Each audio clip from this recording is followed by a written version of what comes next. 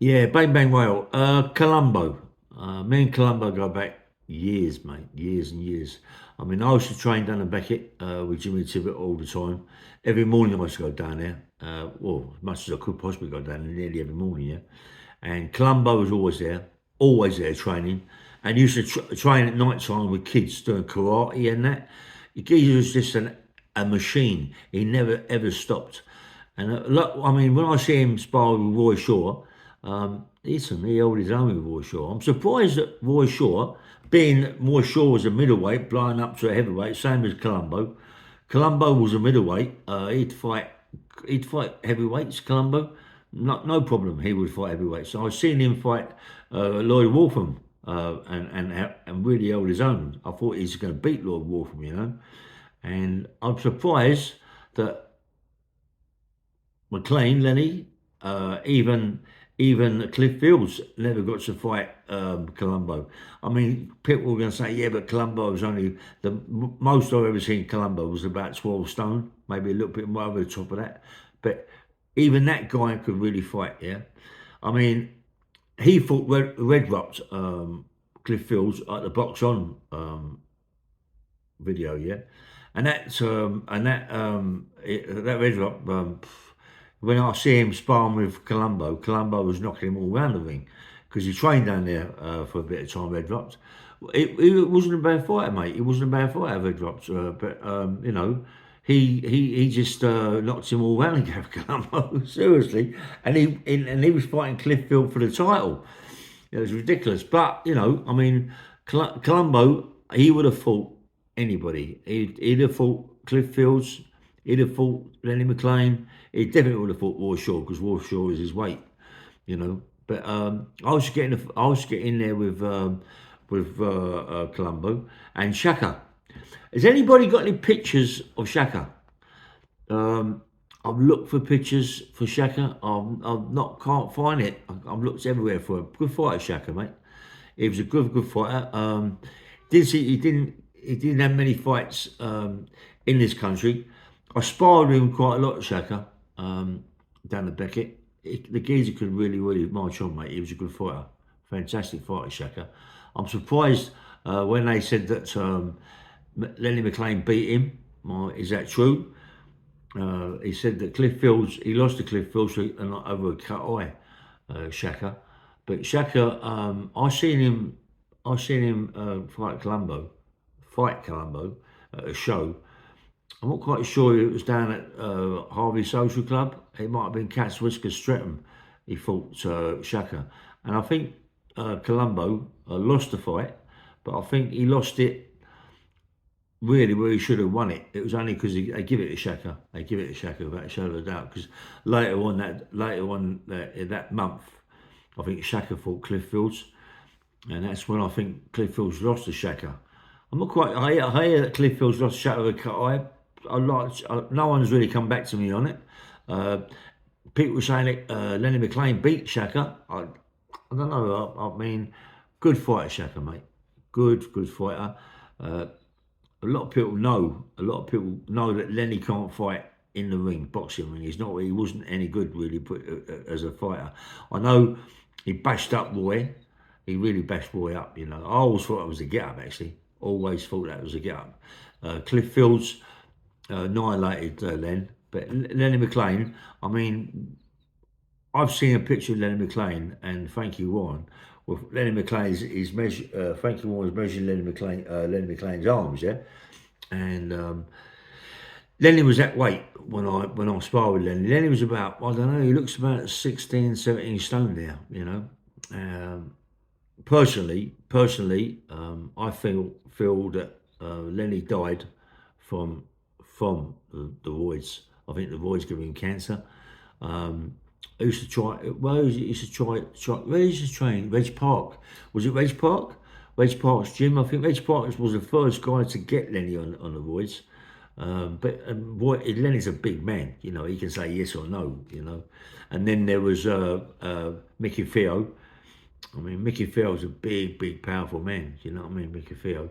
I think Mickey Theo also got Lenny on the voids. Was giving Lenny voids. But Lenny McLean was a proper man. I mean, a lot of people say he's had 3,000 street fights. Well, you know, someone worked it out, and that means he used to fight every day, 7 days a week for some stupid time, 10 years or whatever. So just it's quite a lot of fights. Anyway, I'm not saying he didn't, you know, but I can't see that. Barty Gorman maybe Barty Gorman might have had 1,000 fights, maybe. So 1,000 fights is a lot of fights to have on the cobbles, but Barty Gorman maybe I don't know. But anyway, it's about Colombo. And then when I was, as I say, when I was going down to Beckett, and I was to do my floor workout, and I was to do my floor work with Colombo, and Colombo put you through it. I couldn't do it. I couldn't work out like he did, you know. And when they done the video box on, if you watch the video box on, you'll see Colombo right at the beginning, doing his workout, yeah, and he used to work out unbelievable, yeah, really, really good. And one thing nice was about the Beckett, that the floors in the Beckett were wooden floors, you know, parquet floors. Was it park? Yeah, and you could really have a good session in there. I don't really like just the stone floor and put the mats on it and all that, you know. Yeah, mate, we used to have some good sessions there. Colombo, personally, I feel that he was pushed aside a lot, Colombo. I mean, him and Chippendale, they used to fight, and Brian Hall, they used to fight most weeks in the pubs. Harry Starbuck's pub, you know, Harry Starbuck used to just open the doors and people used to come in and watch it, you know. Yeah, they were proper fighters. I mean, Redrupt, when Colombo was sparring with Redrupt, mate, he bashed Redrupt up, mate. He bashed him up, and he shouldn't have got in the ring with Cliff Hills. I don't think he should have got in the ring with Cliff Hills at all. You know, I think he was past it. His age, not as much his age. He didn't look good. He didn't look good, you know. Gutwich, I remember fight. I should do a bit of maybe a video about me. I can remember. Look, I can remember. I thought the geezer called Dave Strong. Dave Strong was who was the Daley Thompson? Daley Thompson, the decathlon, gold medal in the decathlon. He was in his corner. Dave Strong bashed me up. Dave Strong bashed me up bad. I was on a thing called Black Bombers. I'm not blaming the Black Bombers. I blame myself for what I did. Dave Strong, good fighter, bashed me up. We had murders in the dressing room after, mind you. Dave Strong, I mean, I fought Kevin Paddock, Sid Paddock. I definitely fought Lloyd Wortham. Definitely thought, and I fought another black guy at Ivy Social Club. I fought Brian, well, I've always said Brian Aldner, I'm not quite sure. I did, me and, I've had about, listen, I try and work it out how many people, I believe I've had about 40 fights, but a lot of fights I had was with Dorman. And do you know what? When you was fighting 1978, 79 up to 81, you know, it's a long time ago. And to remember people's names, I can remember people's names who were quite there, you know, but people who maybe just have a fight, one or two fights with me at this Dorman, you know, I don't even know their names. I didn't even care about what their names are. I just wanted to fight them, you know. Colin Cracknell, I mean, another guy, Jameson something, I fought Acton Town Hall, both fights there. I mean, I've had 40 fights, 35, 40 fights, definitely. And I just, you know, it's hard to remember the names after such a long time. I say a lot of them was dormant, you know. You can imagine, I was having sometimes 2-3 fights a month, you know, honestly, mate. Cat's Whiskers and with Eddie Richardson and Terry Coombs, Terry Sharps and all them sort of people. I think I fought Terry Coombs or Terry Sharp as well. Do you know what, mate? My best pal, rest in peace, Jimmy Stewart. You know, I wish to God he was alive today. He was my backbone when I was doing on licence fighting. He was my trainer. He would virtually know most people that I did fight. He would know everything about it. I mean, Cliff Fields is another one. I'm sorry that he died, Cliff as well. Rest in peace, Cliff Fields, because me and him was very close. He was a pal of mine, mate. And we both got big memories of fights, me and Cliff. We used to sit down and talk in the cafe about fights and this, that, and the other. And I often asked him about Lenny. Often ask him about Roy Shaw. What does he reckon about Roy Shaw? What does he reckon about Johnny Waldron? And all these sort of things. All the time. I used to ask him about fighters. And Cliff, you could really have a good talk with Cliff. And I talked to him about Billy Aird. And what do you reckon about Billy Aird? And he said, well, Billy Aird's a fantastic fighter, mate. Billy Aird, it's just consistently a machine, consistent. And he always beat me with cut eyes. I loved talking to Cliff, mate. Cliff Fields was one of the nicest guys that I've ever met, yeah. He wasn't flash. That's what I liked about him. He wasn't flash, just talks like normal, like a normal guy. And the conversation you could have with him was about boxing would go on forever. Richard Dunn, he talks about Richard Dunn. He said Richard Dunn beat him with cut eyes as well.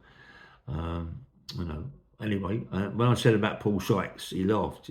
He laughed about Paul Sykes. He said, "You know what, mate? Paul Sykes could have been someone.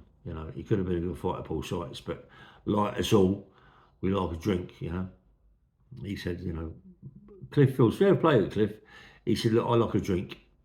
He says, and Paul Sykes like a drink. He says, most fighters get into this drinking game, have too many drinks and they just ruin their life. It goes, mate, and you think you're someone you ain't, and, nightmares and this, that, and the other, fuck that drinking. I don't even want to drink, mate. I don't like the fucking stuff. You know what I mean? Anyway, just really, I mean, when I tell you what I used to like, when Colombo used to fight Stevie Elwood, Stevie Elwood and Colombo, mate, they used to have wars. I mean, big wars. If you see box on, you'll see him have a fight with a light-skinned guy, Stevie Elwood. I like Steve. I always liked Steve. He's a nice guy. I met Steve down at Brixton. Yeah, nice geezer, mate. Nice geezer, proper nice geezer. And you can really have a good talk with him, Steve. He was a good fighter, Stevie Elwood, mate. And him and Colombo and Brian Hall, it's always fight. Always. I mean, people don't realise that, as I say, Colombo and people like Stevie Elwood, Brian Hall, they used to fight. They used to fight every weekend in pubs, and we had really had good fights, But when he Red Drops, I mean, Red Drops, and as a Joe called as a fighter, what was his name? Joe something, Joe Dexy, I forget his name, mate. Another fighter. I think Joe Dex. Did he fight? Who did he fight? I can't remember, but I know his name. Joe Dex. I don't know. Did I fight him? I don't know.